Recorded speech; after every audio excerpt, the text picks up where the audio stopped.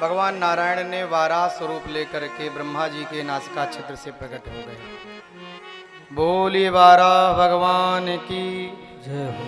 और देखते देखते विशाल स्वरूप बना लिया। वाराह भगवान के शरीर से जो रोम छिद्र झड़े, जो रुएं गिरे, उसी से ये कुसा उत्पन्न हो गया। जो कुसा होता है ना, जिसकी पवित्री पहनते हैं, पूजन में यज्ञ में बड़ा विशेष है। वाराह भगवान के शरीर से ही प्रकट हुआ और भगवान ने जाकर के हिरण्याक्ष के साथ युद्ध करके पृथ्वी मैया को मुक्त करा के वापस लाए। ये हिरण्याक्ष बीच में कहां से आ गया? कश्यप महात्मा की दो पत्नियां हैं, दिति और अदिति। दिति के जो पुत्र हैं वो दैत्य हैं और अदिति देवी से जो भी पुत्र हैं वो देवता हैं। तो दिति मैया के गर्भ से कश्यप महात्मा की सबसे पहले जो दो संतानें हुई वो हिरण्याक्ष और हिरण्यकश्यप हुए। सनत कुमारों के द्वारा जय और विजय को श्राप लगा। संत हैं सनत कुमार, भगवान का दर्शन करने जा रहे थे। जय विजय ने छड़ी लगा दी, बाबा जी कहाँ जा रहे हो? महात्माओं को क्रोध आ गया, हमें नहीं जानते, हम भगवान के नित्य दर्शन करने आते हैं, हमें रोक रहे हो? हाँ ठीक है, लेकिन भगवान अभी व्यस्त हैं, जब बुलाएंगे तब आपको भेजेंगे। बहुत बार कहा, नहीं माने तो सनत कुमारों ने श्राप दे दिया, जाओ, एक दो नहीं बल्कि 3 जन्म तक तुम असुर हो जाओ। द्वारे पाले हरि के प्रिय दो, द्वारपाल हरि के प्रिय दो, जय और विजय जानी सबको, जय और विजय जान सबको। विप्र श्राप दे दोनों भाई, विप्र श्राप सुनो भाई, तामस असुर देह दिन पाई, तामस असुर देह दिन पाई।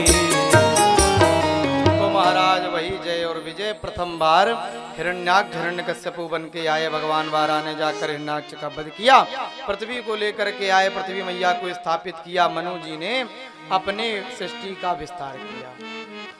लौटते समय वृंदावन का भी दर्शन करा दिया। पृथ्वी मैया को थोड़ा अभिमान जैसा आया कि भगवान ने हमारे लिए अपने आप को वाराह रूप, वाराह मतलब समझते हैं सूकर, सुअर, तो भगवान ने सूकर रूप धारण किया था। जो भगवान के 24 अवतारों का वर्णन है, एक अवतार भगवान ने ये भी लिया। तो पृथ्वी मैया का अभिमान तोड़ने के लिए भगवान ने थोड़ा सा वृंदावन का दर्शन करा दिया। वृंदावन बाण बसो, जहां भ्रमर करत गुंजार हैं, दुल्हन प्यारी राधिका, दूल्हा नंद कुमार। वृंदावन के वृक्ष को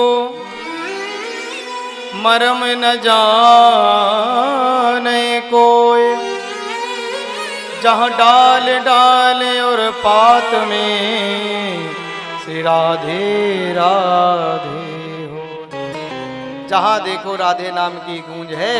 जो भी व्यक्ति वृंदावन जाता, वृंदावन परिक्षेत्र में पहुंचता है, वो बिल्कुल दीवाना हो जाता है। किनका? अपने बांके बिहारी का, राधे नाम का।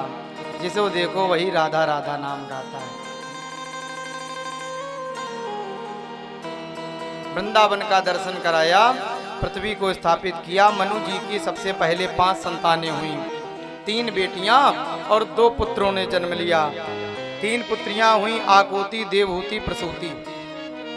पहली जो बेटी महाराज जी की आकुति है, उनका विवाह मनु जी महाराज ने रुचि प्रजापति के साथ किया। पुत्रिका धर्म के साथ में। पुत्रिका धर्म का मतलब आप लोग जानते हैं? पुत्रिका धर्म का तात्पर्य ये होता है कि जब बेटी का विवाह पिता करता है जिसके साथ में, जिस लड़के वर के साथ में, तो एक वचन लेता है कि हमारी पुत्री से जो पहली संतान होगी उसे मैं ले लूंगा, माने नाना नानी ले लेंगे। इस संकल्प के वचन के साथ में जो कन्या का विवाह करते हैं उसे पुत्रिका धर्म कहते हैं। मनु जी महाराज ने रुचि प्रजापति के साथ में अपनी बेटी आकुति का विवाह किया इसी संकल्प के साथ। और महाराज आकुति मैया के गर्भ से रुचि प्रजापति के माध्यम से सबसे पहले एक बालक और बालिका ने जन्म लिया, जो कोई और नहीं बल्कि स्वयं भगवान नारायण यज्ञ बन करके आए और उनकी पत्नी जो मैया लक्ष्मी हैं वो दक्षिणा बन करके प्रकट हुई। किनको लेना चाहोगे? मनु जी, चूंकि संकल्प था बेटा या बेटी दो हैं, किसको लोगे? तो महाराज मनु जी ने कहा हम तो बेटी लेंगे, बेटी मुझे ज्यादा प्यारी है। और दक्षिणा को लाए।